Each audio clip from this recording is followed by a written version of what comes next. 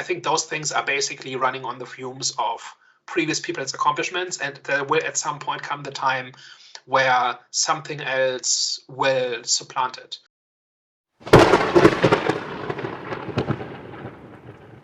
Hello everyone, welcome back. We are back, the Eye of the Storm podcast. I'm here with my boys Hervey and Daniel. Yo. The settings are a bit different today, but bear with us, we'll get to that. So we're just going to get straight into discussion. Guys, will cinema survive this generation? So this is a topic I've read a lot about, and everybody has strong opinions about that, but it's also something that everybody's kind of generalizing from their own experiences. And so I thought I'd bring some facts to the discussion that we can jump off of. So this is the first slide that shows the number of movie tickets sold in the US and Canada up until 2023. And then the second graph is number of movies released up until 2022. I've marked the 2000 to 2020 time period with the bars here because I think that makes it easier to make the comparison. And what it shows in this slide is that the decline in interest in cinema started around 2000, 2002. And in that same time, the number of movies released per year more than doubled. And then obviously we've got the COVID drop where nobody went to the movies and very few movies were being made. And then the recovery began. And I think it's interesting to point out there that the recovery started immediately and also has not finished yet. So we don't know what the new normal is yet because both recoveries are still in progress. Daniel, I have a question for the audience who might be wondering. When you say number of movies released, is that in the theater or is that sort of DVD and in theater? Good question. There was not enough information on that. Okay. I'm assuming it's overall. So Okay. Overall output of movies made. Yeah. This is the second slide, which shows how many people watch awards shows. So the Oscars, the Grammys, the Emmys.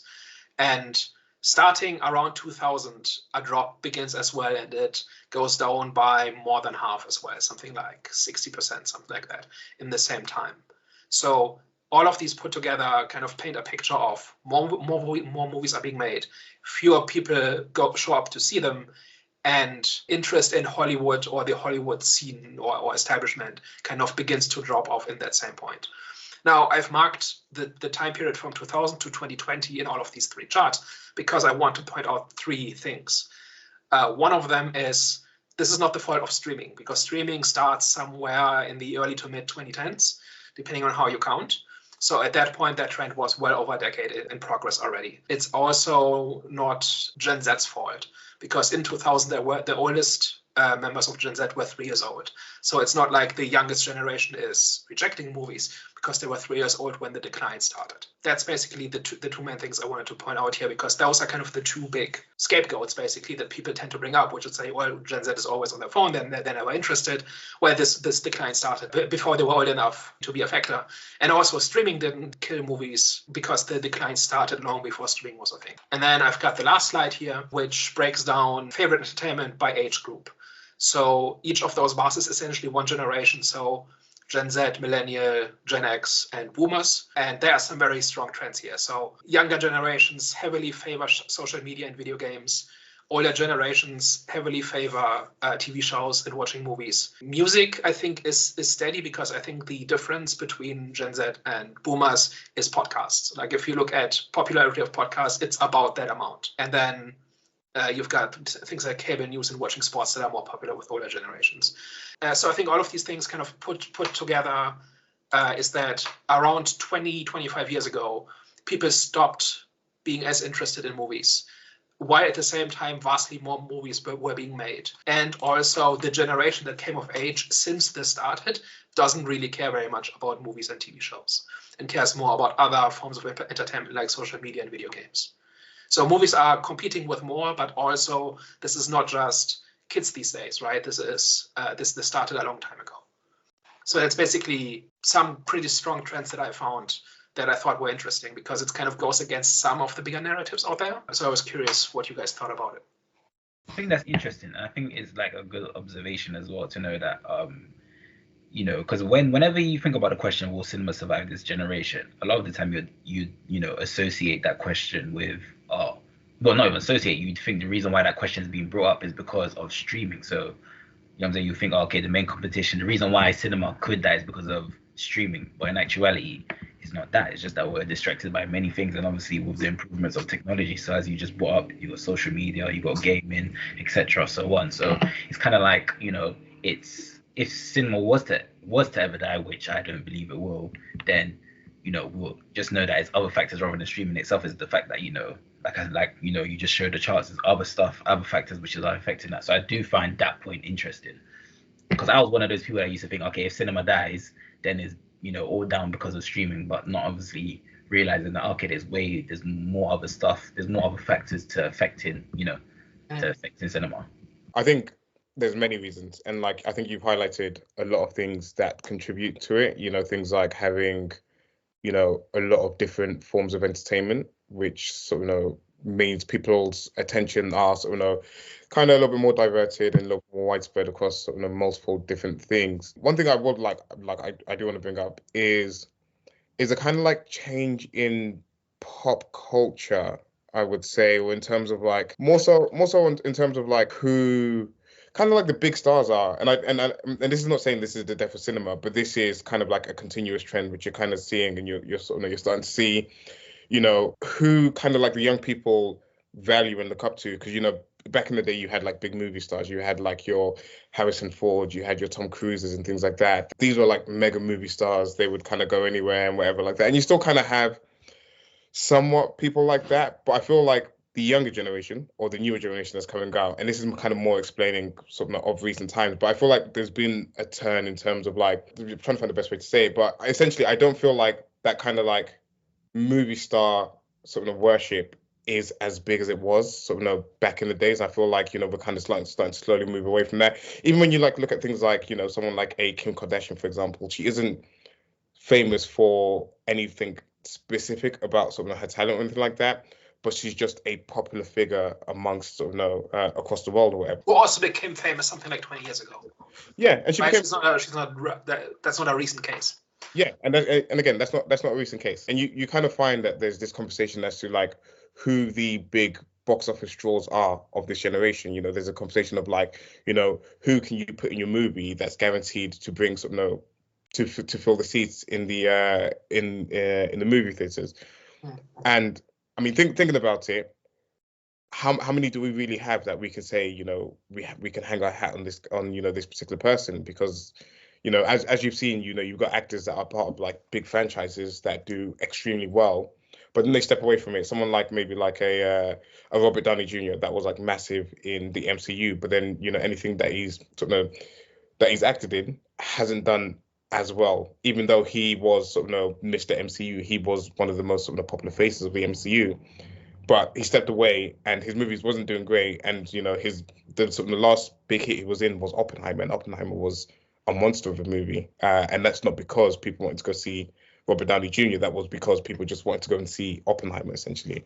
So I feel like that is definitely a contributing factor towards it. But again, there's multiple reasons. We can touch on some of the other things as well. But that's kind of one thing that I want to bring up. So the death of the movie star is something that gets brought up a lot in these discussions, right? And I think celebrity culture is as alive as it ever was, maybe more so. But I think it's changed. Yeah. Because before social media, in order to follow the famous people, you had to go see their movies, right? Now you can follow them on Instagram, right? And I think people are maybe more interested in their favorite celebrities' brand as opposed to their work. Yeah. So they might follow somebody they really like or whose brand they like, but they may not show up to the next movie. That's pure speculation. I have no idea if this is true or not, but this is how it feels like, because we don't seem to have these massive stars that we had in the 90s, but at the same time, all of them have like a social media following, and their brand exists on social media. But I feel like the movie stars of today haven't found the best way to engage with their audiences. And the reason I say that, and you see similar things in boxing, for example, where you've got all of these different boxers that try to put on fights and this and the other, and they're not as big of an event as someone like KSI, for example, who's a YouTuber that decided he wanted to go and do some celebrity boxing matches, and they're able to sell millions of tickets because they've built up their brand and they know how to engage with the audiences. Where I feel like You know, some of the older movie stars, you know, no fault of their own, they haven't grown up with this generation, so they sort of, haven't, not all of them have been able to adapt well to it. But, you know, if you really think about, you know, the movie stars, you know, if you think about like your Timothy Chalamet and stuff like that as well, it's like, how are they engaging with their audiences to then sort of, build that fan base to then, because I feel like it's a complete, you know, you have to engage with the audience in a complete different way than you had to in the past, and how much of them are putting in the effort to then sort of grow that big fandom to then fill the seats in the cinema. Yeah, and that's what I would question, that people who follow him as an example need to go see the movie to do that, right? They can just stay on their phones where it's free, and they will still get all the updates and whatever else, and they will still experience the brand. And that wasn't true 30 years ago. Yeah, but you say that, but then you have all of these streamers. You have all of these streamers that you can follow them on the day to day. You can sit and watch them stream for like 2 hours or whatever. But the moment they decide that they're going to do like a celebrity football match, or they're going to do a boxing thing, or they're going to do whatever, they're going to sell, you know, this drink, people flock to it because they're so engaged with that particular sort of, that person. I don't know how well, you know. Do they do that consistently or once for the novelty? I mean, for like the KSI example, because I feel like he's one of the biggest sort of YouTubers that have come out of the UK. I mean, in the past year, he's like, you know, he's had fights, he's had like celebrity, like, you know, he's had like, you know, celebrity football matches. He's done loads of different things that, you know, the fans are flocking behind and putting money towards. Whereas, you know, you've got, and we're here talking about movies, and I'm like mentioning boxers and stuff like that, but, you know, we have, you know, these fighters that kind of look down on it because they've been training their whole lives. They've been training from young to be a boxer, to sort of step in the ring, and they can't draw the same audience that these YouTubers can because of the engagement that they have. Yeah. And it's all about how you can draw eyes to sort of, to what you're doing. And as things have changed, as social media's changed, as the way, you know, people can have access to your life, people can sort of watch you on Instagram and YouTube and stuff like that. But how are you engaging with them? How are you sort of kind of making them want to go out and support you when you put a movie out? Yeah, but as we saw in those charts, that trend started before social media was a thing. Yeah, of course. Right. Of course. So something happened where people were not as into movies as they were in the 90s. Yeah. And I think that is for me where kind of the facts end, because like I have my thoughts on what changed around 20 years ago, but that's my opinion, right? Like my opinion is that we've been in a creative crisis for 20 years where the new generation of filmmakers is not as good as what came before, and even the ones who used to be good seem to have lost their mojo as well, right? Where people who in the 90s or earlier turn out some iconic hits seem to struggle doing that today as well. That, you know, that's around the time reality TV became a thing. That's around the time where reliance on CGI spectacle became a thing. There was the writer's strike in the late 2000s, which I'm sure contributed as well. Like there are all these different factors that to me all add up to people just don't care as much about the movies anymore, largely because the movies have not offered them as much as they used to in the past. But that's my personal experience. And I have no idea to how many other people that applies. I think I agree with that as well. Like I don't think it's just like one thing. I feel like there's like a variety of things, but I definitely feel like there's been this creative kind of void in the industry where we're not getting as good movies as we were sort of previously. Like how many like kind of like bona fide cult classics or have we sort of maybe developed in the past 20 or so years that, you know, compared to sort of what we had in, you know, coming out of the 90s and things like that. You know, people are like constantly trying to chase, like even like, you know, your Christmas movies and stuff like that. You know, back in the day, you had so many. You had like your Home Alone, you had Elf, you had like the Grinch and stuff like that. You had like so many like kind of like bona fide classics that were coming out, and you know, we're not really getting anything like that anymore in the modern generation. And that's just like Christmas films. That's just like whatever. And people like, you know, love Christmas films. But I feel like you can find examples of that in some of the multiple different genres. I mean, I completely agree with you that this mega hit that everybody is into or at least has heard of seems to be a thing of the past, even though Endgame was just 5 years ago. Game of Thrones ended 5 years ago as well, and that's not that long. But it seems like very little has taken its place since then. And, you know, the pandemic is going to distort everything, but that's also not the entirety of the last 5 years, right? And even before that, even those were, I think, anomalies. And before that, I think Game of Thrones is the only time. Game of Thrones and the MCU were the only times where I could talk to people like in the office at the water cooler about things that I had heard of and that they had heard of, and that was something that everybody at least had an opinion about, or at least was aware of, and could hold at least a basic conversation about. And that seems to have been very rare before then and non-existent since then. And to come back to how it's not the Zoomers' fault, if you are about 20 years old now, what reasons have you been given to get excited about movies? What were the big formative experiences? What movie did you fall in love with at age 12 or 14 or whatever, right? There seems to be a gap here where all of these big shifts in how movies are being made that have played out over the last 10 or so years, I think have created this vacuum where a lot of people have just not been sold on movies in general.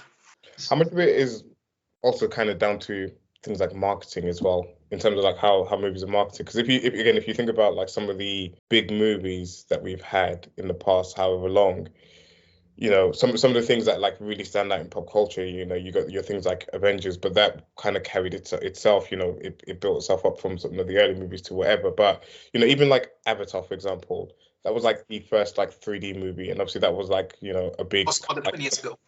Sorry. Like 2005, right? So yeah, exactly. Yeah, so that was like one of like the first like 3D movies or whatever like that, and of course that was then the highest grossing movie of all time up until like recently. I think they re-released Endgame in sort of the cinema. But if you kind of like think about it, even some of the big hits that we've had recently, like your Barbie and Oppenheimer and stuff like that, where there was this like whole like social media thing about like Barbenheimer and this and the other, and going out to see both. Like, do you feel like there's enough done in marketing? Because I know you've had your opinions even on things like the trailers and sort of movie posters and stuff like that, but it's all trash, to sum it up. Okay, yeah. But I think you're right, and I think both Barbie and Oppenheimer show that if you offer people something, they will come. It's just that the hurdle, I think, is higher than it ever has been. Mm-hmm. And fewer movies try, and of those, fewer movies than ever succeed. Where something could easily be a pretty solid success 10, 15 years ago, it seems like that is almost impossible now. Like something has to really land in order to, from nothing, just through word of mouth, really get people excited. But then we have something like Dune Part 2. So Part 1 is a special case because it came out during the pandemic, right? And I don't remember it making that big a splash at the time. Just not many people saw it, and the people who saw it thought it was amazing, but most other people didn't care. Whereas with Dune 2, it seems like a whole lot more people really got excited about it, which supports the narrative that if you just give people a proper movie that is genuinely an experience, then people will show up. They will just simply not show up for average movies because the competition is higher.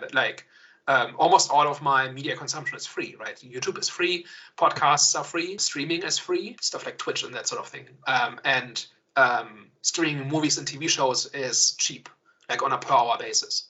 Mm-hmm. So movies kind of stand out. I think people overstate just how expensive going to the movies is. Mostly because they tend to include things like snacks and that sort of thing that are completely optional. And if you take that out, it's not that expensive. But compared to podcasts or watching Twitch or watching Netflix, it is quite expensive. And so it has to stand out more than it used to in the past. I don't know. Is that it? Is that just the explanation?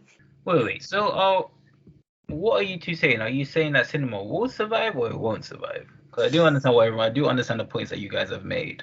Well, currently we're trying to diagnose the problem, right? So it seems like for a while now, people have been like, I can't explain why why the decline in interest started in 2002.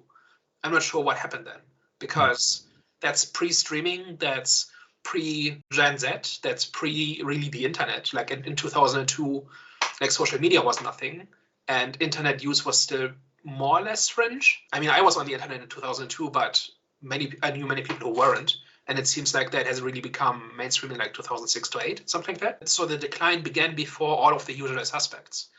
And if you don't know what's causing it, then I think it's hard to predict how far this will go. It just seems like the bar has gone up for when people will care about movies. And a side effect of that is that there's now an entire generation that has never really viewed new movies apparently as the primary source of entertainment or the gold standard for entertainment.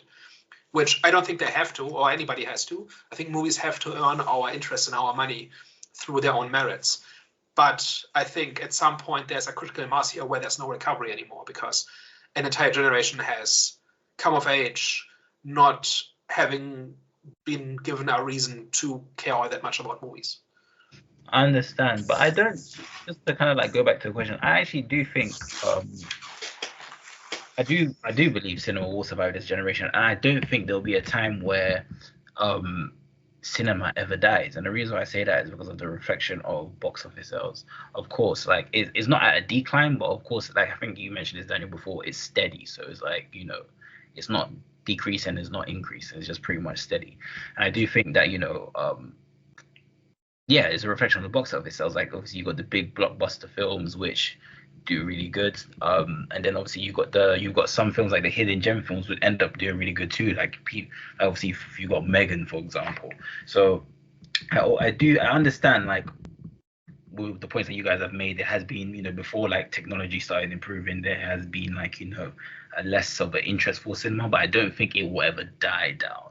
I do believe that, you know, people still want that cinema experience, and obviously with the introduction of streaming and other technologies which have been improving, yeah, you know, it can make people less interested in cinema. But I do think, you know, we're always going to have that need to want to go to, you know, to the cinema, especially based on word of mouth. And obviously if there's a film everyone's talking about, we're always going to want to watch it on the big screen rather than watching it on streaming or, you know, other forms of other sources where we could actually watch it, like such as the internet, social media, whatever. So yeah, I don't think cinema will ever die down. In terms of the problem or why, you know, there's been less of an interest, I honestly don't know. The only thing I could say is maybe because obviously the quality of films haven't been good enough. But you said this was around 2002, so I don't know, you know, I don't know how old was I?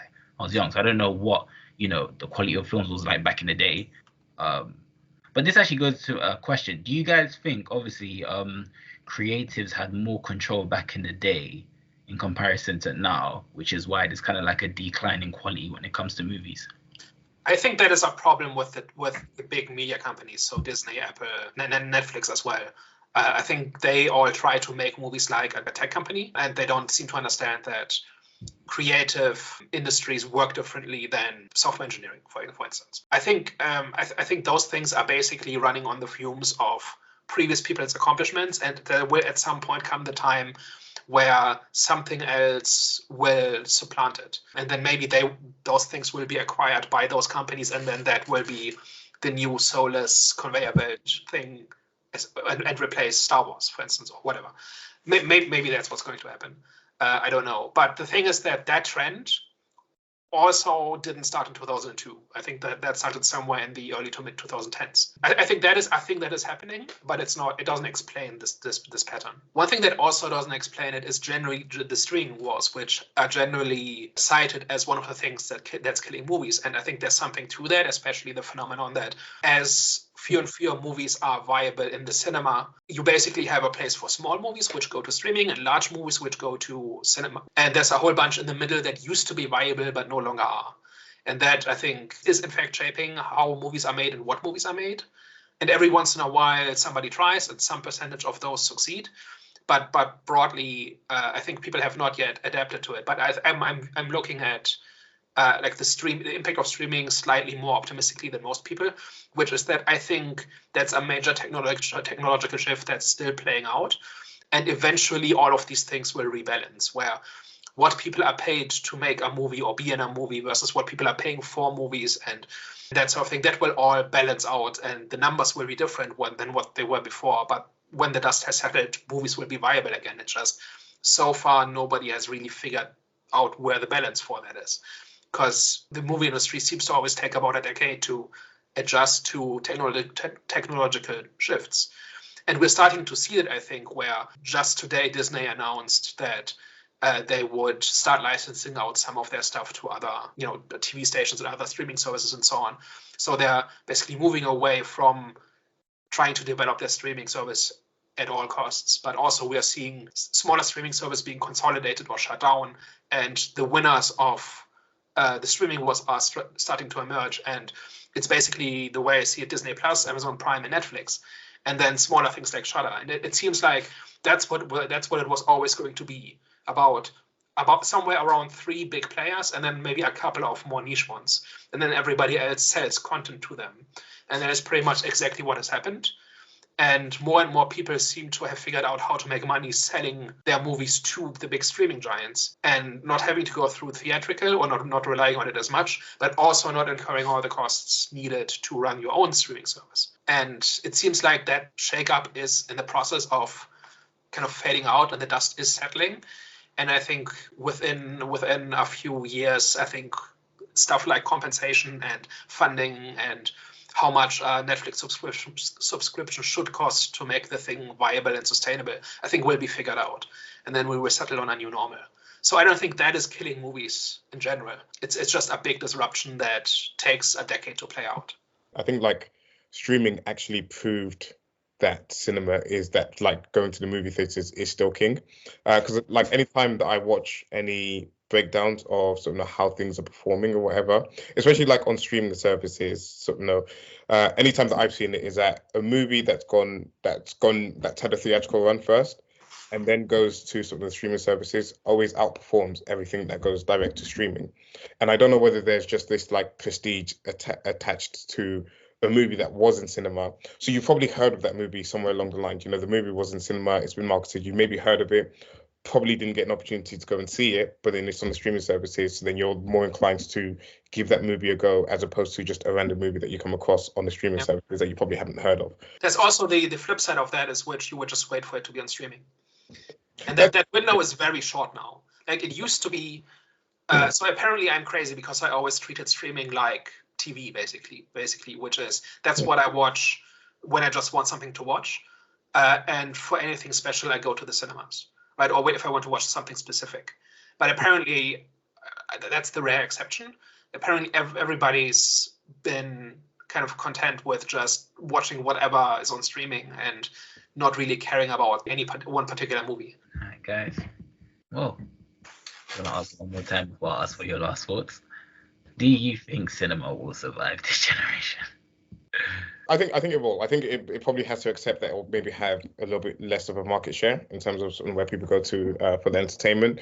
If it wants to, you know, continue to be sort of one of the big players, then it just needs to improve the quality, and that's with everything. That's with, you know, the gaming industry, that's with sort of the TV industry, everything like that. It's that as soon as, you know, people are seeing that the quality isn't there whenever they're going to, you know, your particular medium for the entertainment, then they're going to start looking elsewhere, or then sort of they're going to start to voice their discontent. And sort of as you can see, you know, when people are loud about their discontent, it then puts other people off of sort of kind of coming to you, or vice versa. If people are sort of championing it, are sort of super happy, are sort of singing and raving about it, you know, how many people watched something like Game of Thrones because everyone said it was amazing? So it will inevitably have less of a market share as sort of the new generation come in and they've sort of kind of grew up a little bit differently and sort of have their, you know, have their own sort of things that they kind of grew up doing. But it will still be there. It will still be present. It just needs to improve the quality to make sure it's still one of the big players moving forward.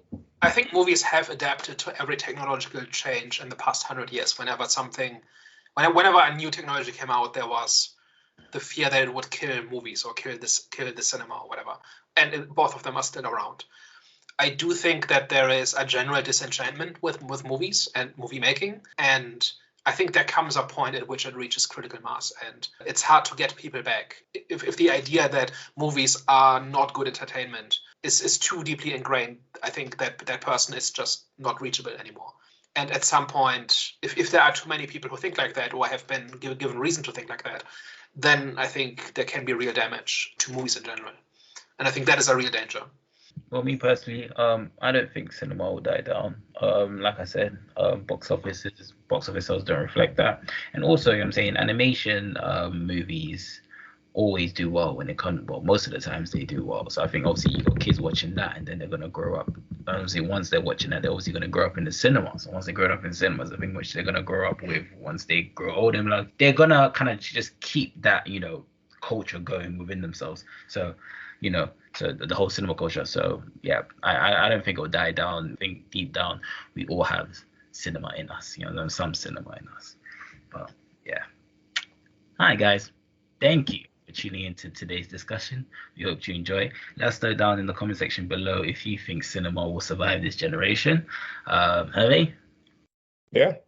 If you want to support three guys that talk a bunch of crap about movies, then feel free to like, share, and subscribe and help us grow. Guys, thank you very much. I will catch you next week. Ciao. Bye-bye.